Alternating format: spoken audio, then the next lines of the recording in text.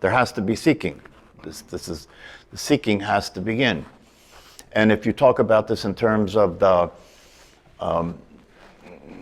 destiny concept, right? Then your destiny is to seek, and seeking started. You know, you didn't start seeking, seeking started.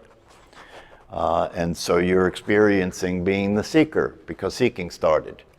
As a person.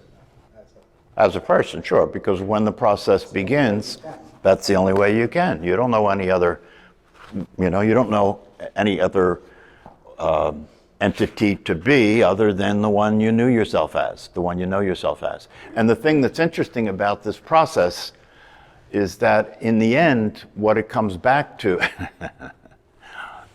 is the whole process wasn't necessary. Because in the end, what it comes back to is what was already the case, right? But you just had to go through this process. The personality has to go through this process to make it okay. You know what I mean? You're so used to working for everything that you get. If you don't work for it, you think you won't get anything. So you have to go through this process, and there's nothing wrong about it. It's natural. It's the way human beings wake up. It's the way human beings wake up. And the thing about the process is that on the one hand, you can't push the river. On the one hand, you can't make the process go any faster than it's going. You can't make it be any other way than it is, right?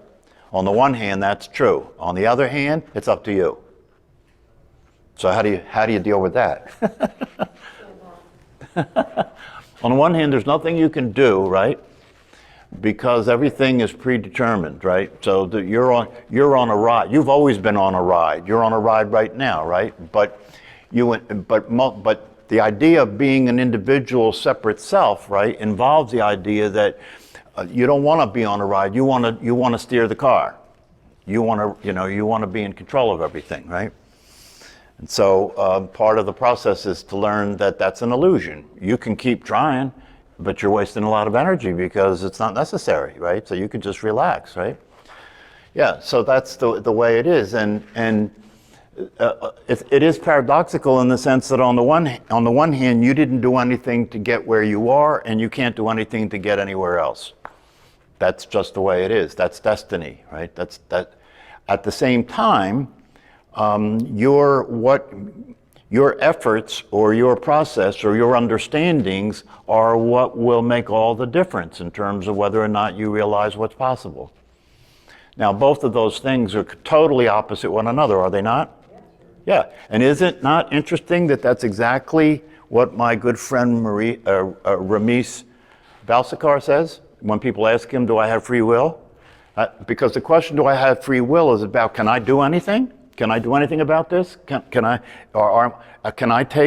make an effort? Are there any actions that I can take that will get the result, that will produce this experience of being enlightened, or this experience of freedom or liberation or clarity or peace of mind, whatever the case may be? Is there anything I can do?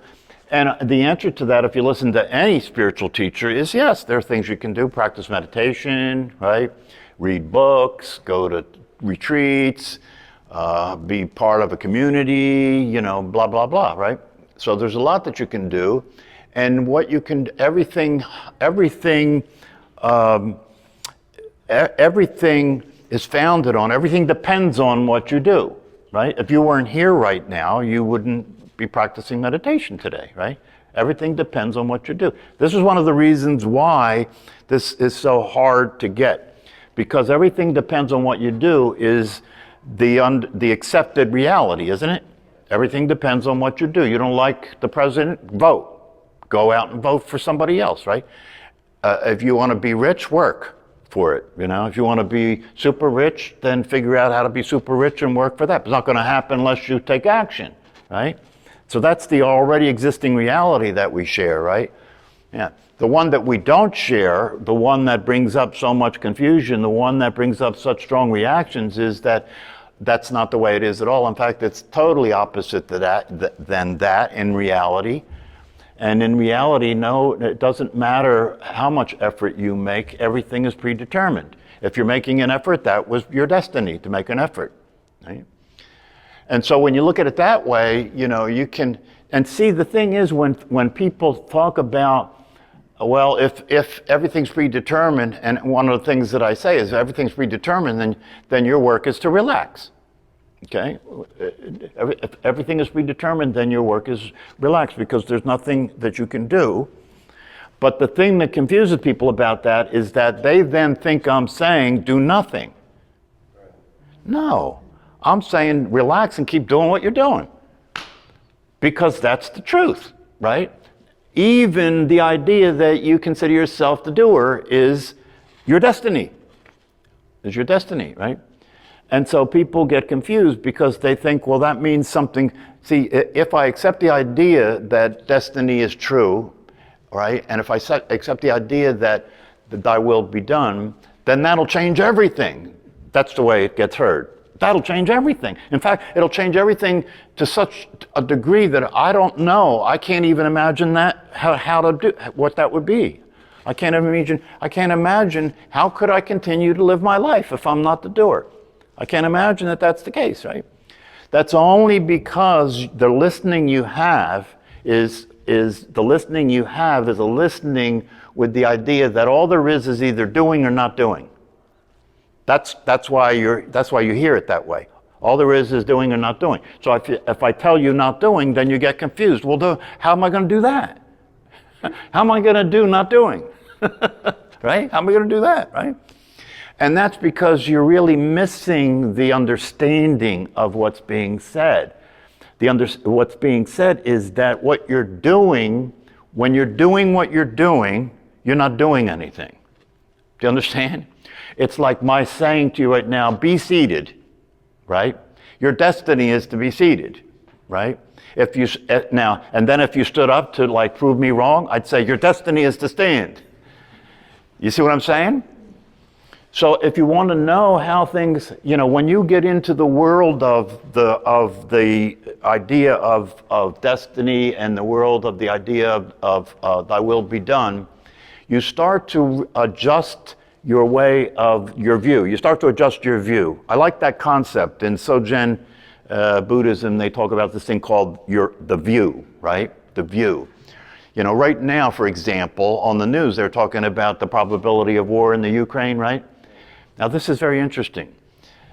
And what they're talking about is if Putin goes to war in the Ukraine, right, it will be devastating to Russia's economy, because 50%, something like 50% of their economy is based on oil, right? So it'll be devastating to the Russian economy. And now they're saying, and by the way, Americans, it'll be devastating to the American economy, right? That's how it's being seen from the view, right? That's the view, right? Isn't it interesting? In that view, there's no concern about human life. No concern. My view is the biggest threat of war is murdering people.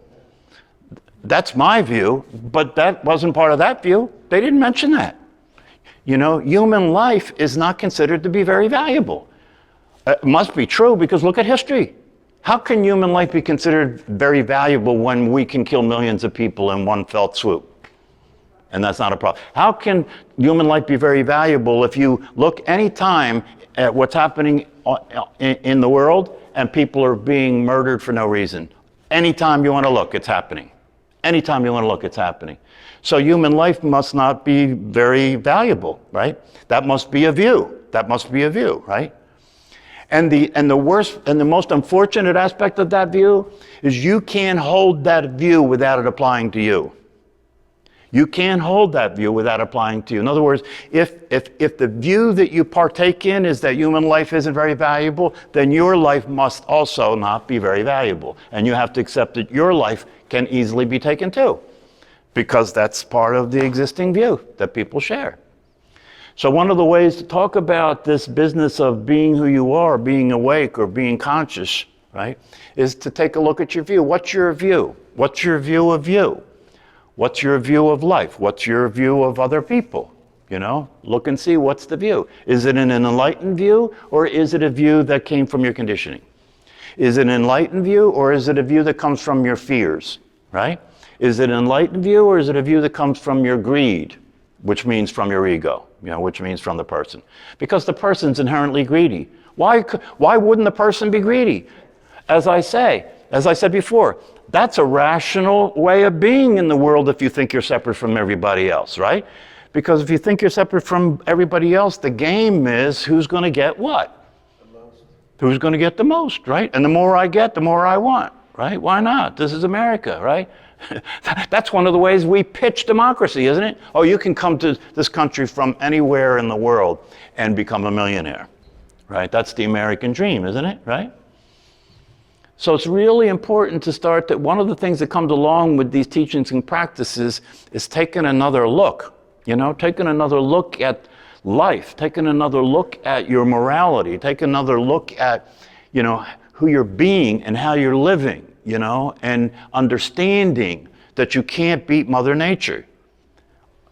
This is a very important thing to understand. As long as you persist in maintaining the idea that you're separate from the rest of humanity, and you're separate from life, as long as you insist on that position and you live out of that position, you're perpetuating your own suffering. You're perpetuating your own suffering. Nobody can, I've gotten to a place in my listening that when I hear people talk about what other people are doing to them, in terms of making them, they made me mad, they hurt my feelings, right? When I hear that, I cringe, because that's so not true. That is so not true. Nobody has the ability to cause your experience other than you. You just don't want to take responsibility for it, that's all. The ego doesn't like the idea that if I'm angry, which means somebody did something to me, the ego doesn't like the idea of having to mature and take responsibility for being angry. So the way you have to deal with it, when you start to awaken to things, the way you have to deal with it is you have to understand the way things work in the world, right? And you have to start sorting yourself out in terms of how you're going to move around in that mess. See, but that's the same mindset. That's the same mindset that people who are married and people who are in relationship keep the lawyers wealthy with. That's the same mindset. Because if you mess with me too much, right, then we got to get a divorce. Being realistic. And being realistic means no matter what our differences are, no matter what we believe that's different, or what we think that's different, or where we live that's different, or how we look that's different, no matter what our differences are, isn't it true that we can talk to one another and arrive at a conclusion that we can both go forward in life with without killing each other? Well, you see, one of the things that is the case today is everybody's in on it. See, back when I was a kid, the government ran the government, you know what I mean? The schools ran the schools, right? There was no Facebook, there was no Instagram, right? Now everybody's in on it. Everybody's voting on everything. Everybody's got an opinion about everything, right? And it's gotten to the point now where it's becoming, the George Orwellian reality. Big Brother. Nobody suspected that Big Brother would end up being all of us, right? Nobody thought Big Brother would end up being all of us, but that's the way a fascist reality works, right? You become afraid. When you start to realize, and this is already the case, when you start to realize that you're afraid to admit who you voted for, you're afraid to admit who you voted for, where are we going? Where are we going? That's Nazi Germany. So all the more reason, that you have to, do your homework, practice meditation, deepen your understanding of the storm that we find ourselves in here.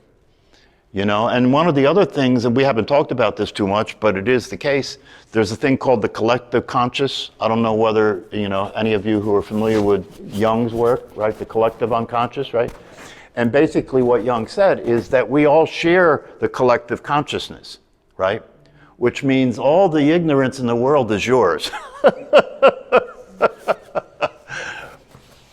That's what, and that's one of the reasons that it's important to understand what we carry. It's one thing to say, the individual person, because of their thinking of themselves as an individual person, carries a tremendous responsibility. The idea of being a doer is the reason why people suffer from guilt and shame. You're carrying a significant amount of responsibility about yourself and about your life. So this is something that, it's very important to have a deeper understanding of the situation so that you're not flying off, not running with the herd off the cliff. That's basically it. You're not running with the herd off the cliff. And it's possible to see, and in the absolute sense, there's no problem. This is the thing. In the absolute sense, there's no problem, because if you get to the absolute experience of reality, it's just consciousness. All there is consciousness. I mentioned this before. It's not an easy thing for most people to get to a place where they can see it that way, where they can see, for example, when people bring up this big consideration about the idea of there being no free will, and the idea of there being thy will be done, when that gets brought up, people get concerned and disturbed about hearing that, in terms of what does that mean? That's put that information into my program, right? It's going to cause a lot of upset in the program because it's so different from the way the program is organized. Well, that may be true, but if the truth is that radically different from the way you're living your life, well, so be it. Then pay attention to the truth. That's the thing that I keep pointing out here, is that while these things may strike you as being radical, and while these things may strike you as being difficult to comprehend a lot of the time, and even more difficult to practice, right? While it may strike you to be the case that that's so, right? If this is true, if the truth is true, if the things that are being taught in these teachings are true, then regardless of how uncomfortable it may be in the beginning, or regardless of how much of a difference it is from the way you typically understand everything, it's the truth. And if it's the truth, then you had better get with it. Because all there is you get with it, or things will continue to go the way they've been going. And if you look at that in a collective sense, that picture's getting worse all the time, right? Because the people who are chopping down the forests in the Amazon, their view is that this is a good thing. We're going to make money, we're going to send our kids to college, we're going to, get wealthy off this thing, and that's the way it is. You're supposed to do that, right? And in the meantime, they're destroying the planet, right? So you have these conflicting views that people have about everything. And the thing about spirituality and the thing about these teachings, right? It is a ground. It is a fundamental ground of being, right? That can't be subjected to the kind of scrutiny that people use to scrutinize each other in terms of finding things wrong. The ground of being is undeniable. It's undeniable. The awareness that you are is undeniable. You can't deny it. You can't change it. You can't undo it. Stop being aware right now. You can't. Stop seeing. Stop hearing, right? These things are going on all the time, and the awareness is the knower of what's heard. The awareness is the knower of what's seen, right? And the reason that we have so much difficulty experiencing that to be true is because we learned otherwise. And when we learned otherwise, we inserted the idea that, we put the cart before the horse. That's the way Paul talks about this. We inserted the idea in front of everything that I'm here first and then I have an experience, right? I'm here first and then I'm aware, right? So that's the cart before the horse. So these teachings and understandings and practices are about getting things to be the way they are. Put the horse back in front of the cart. The horse is awareness. The awareness is here first, and then you're here, right? And if you start to live from that, things start to work. Why? Because you're living consistent with the truth. You're living consistent with the way things are, right? And like one of my favorite teachers said, it's much easier to ride the horse in the direction it's going, right? Life is going a certain way. In Taoism, they call it the way, right? Life is going a certain way, right? And if it's possible to understand the way life is going, then it would be a good idea to go that way, wouldn't it? And yet, even though that's so obvious, it's ridiculous, right? Most of humanity is not seeing that obvious, simple thing. Why not flow with the flow? Why not go with the way life is going and learn from life instead of being in opposition to it and resist it and try to change it and struggle with it, all the things that people do. That's the whole business of the mental illness. Mental illness is nothing other than resistance. Mental illness is nothing other than resistance. You're resisting reality, you're resisting the way it is, right? And you're committing yourself to the illusion. That'll drive you crazy. That's called mental illness. But remember, you can always come out of it immediately, right? The catch-22, right? Catch-22. If you're crazy and you know you're crazy, you're not crazy. You can come out of it anytime you want, right? All you have to do is take responsibility for being crazy, you know? And it's not such a bad deal because everybody's crazy, right? So you ought not to be concerned about being crazy. You ought to be concerned about thinking that there's no way out. You ought to be concerned about thinking that crazy is a function of what's happening outside of you that you're separate from. Crazy is a function of what's happening outside of you that you're separate from. When you wake up from that dream, you're not crazy. So these things are not all that complicated, you know. What's complicated is the idea that you have to get from where you are to somewhere else. That's the complication. The complication is that you have to take what I'm saying and use it to change yourself. Take what I'm saying and use it to change your life. You take what I'm saying and use it to change your actions, to change your circumstances, right? And you will do that. You can't help but do that. Going back to the Enzo, you know, it's part of the process. There's not, you know, it's like a one-trick pony. You know, you can't do something that you don't know is possible for you to do. You can't do something that you don't know is possible for you to do, and so you have to try, right? But it's in the trying that you're gradually discovering that it was unnecessary to do anything. But you have to try. You have to try. So the question then becomes, how much trying do you have to have? How long do you have to keep trying to be what you already are? When can you stop? When can you relax? When can you let go of this never-ending process, this never-ending struggle of trying to get to a safe place, when in fact you've never been anywhere other than a safe place? When are you going to stop trying to get home when you've never left? You know, it's the Wizard of Oz, right? You remember when they were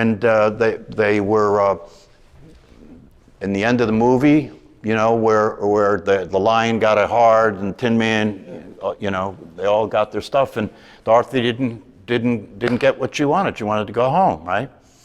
So what happens, right? It's really a profound movie in many respects, right? But what happens is the good witch, right, says to her, "You've never left home. You've been home all along. All you have to do is click your heels and say there's no place like home, and you'll be back home."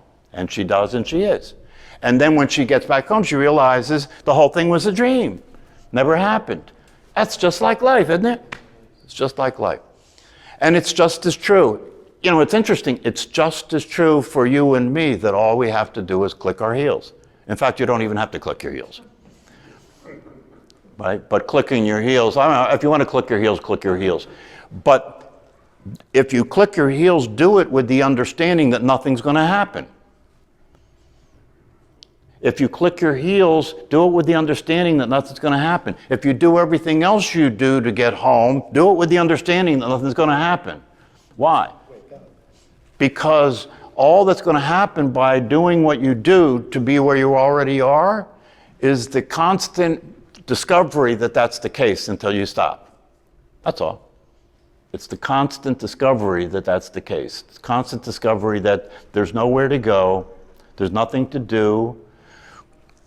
You know, awareness isn't going anywhere. That's a big one, you know. Awareness isn't going anywhere. Yeah. We've all been so indoctrinated with time and the idea that, you know, we're trying to get somewhere. And it's really a cosmic joke because in the end, where are we trying to get? Given the typical understanding and experience that a human being has, where are we trying to get? I mean, if just stop long enough to answer that question, I'd like to hear it. Well, yeah, that's the smart rat answer. That's the enlightened answer. But no, I'm talking about the common person. Where are people trying to get? They're in a hurry to get there, but where? Where are you trying to get? They keep talking about there, right? Next year, next month, when I retire, next Christmas, right? But every time they get there, that's not it. And I'll tell you, it's a rude awakening, and I'll never have to deal with it because I'll never retire, right? I know it's a ruse, right? But it's a rude awakening when you retire and you realize that you're not there. There's nowhere to retire to. Where are you going to go? What is retirement, right? Retirement was what you look forward to, but once you're there, what are you looking forward to?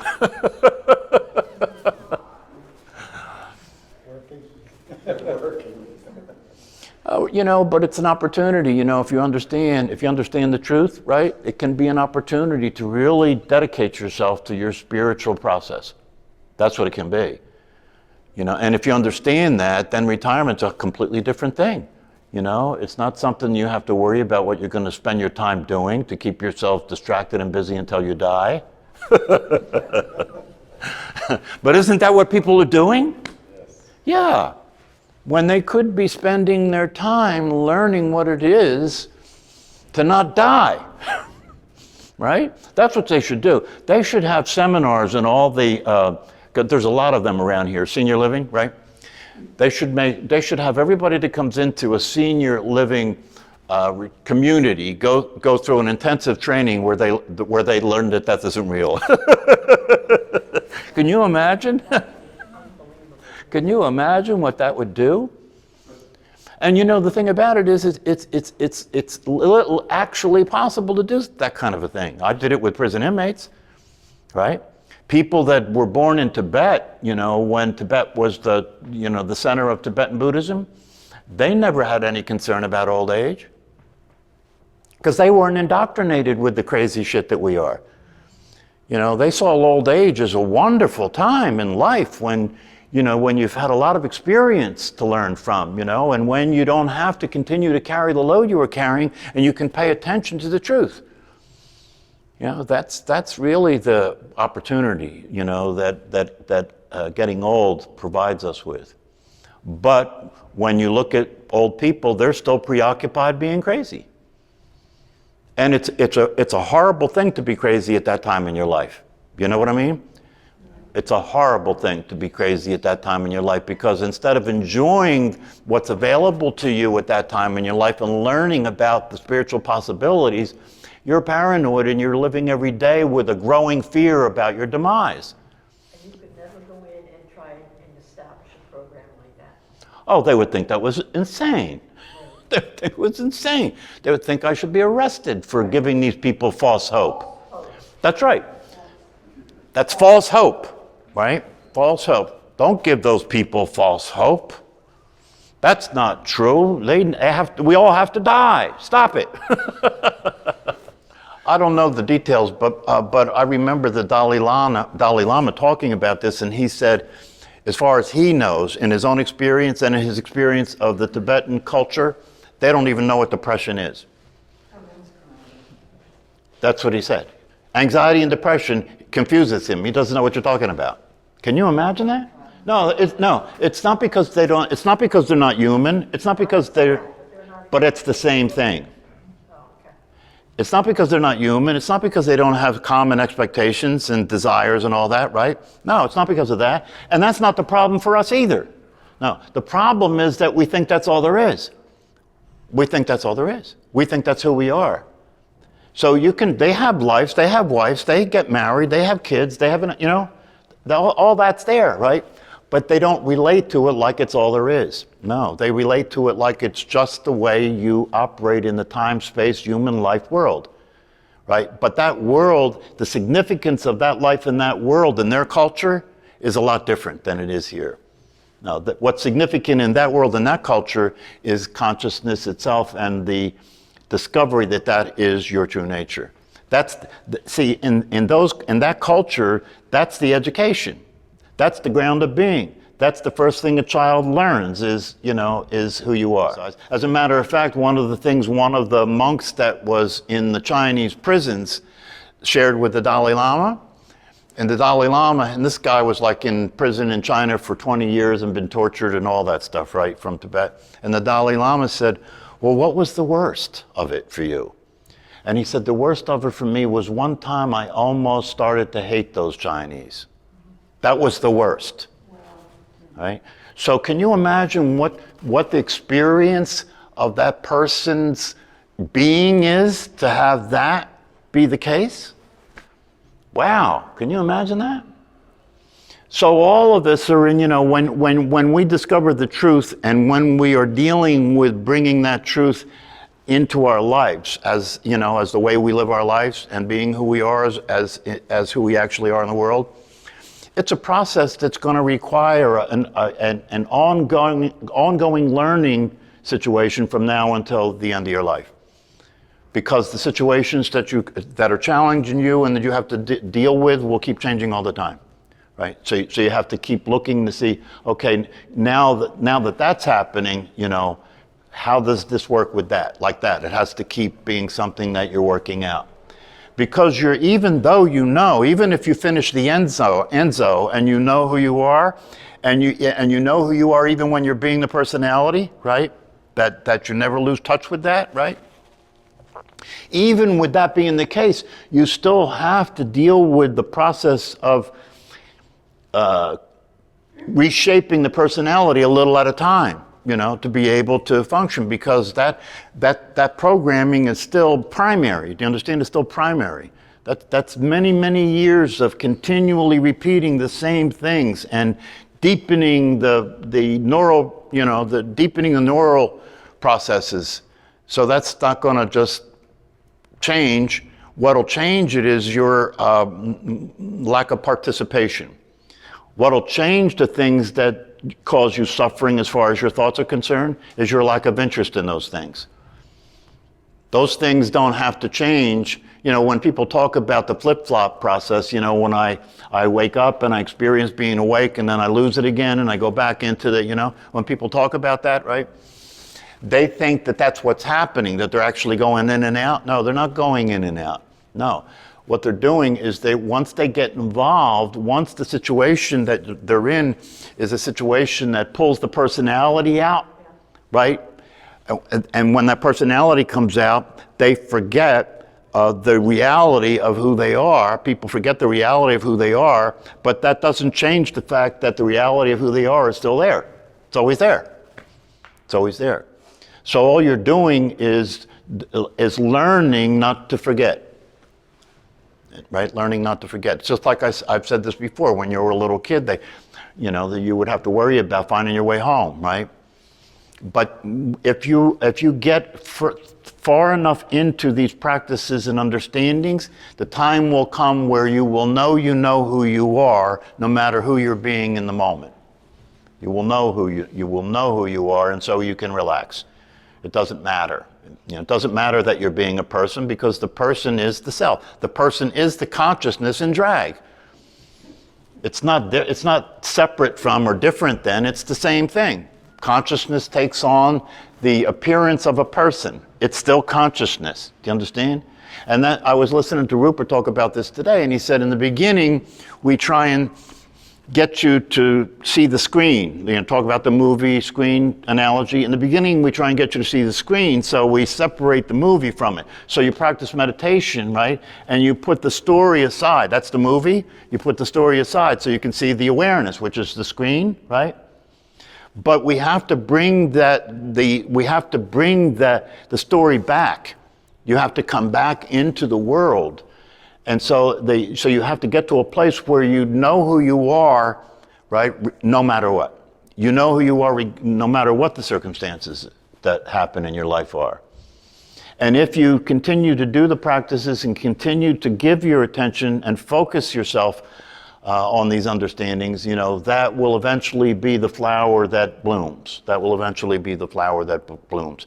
And so just to make sure you're confused enough tonight, I'll leave you with that statement, right? Therefore, you should do everything you can do in order to get to the place where this experience is complete, right? You should do everything you can to get to that place, right? And at the same time, there's absolutely nothing you can do about it. So have a good night.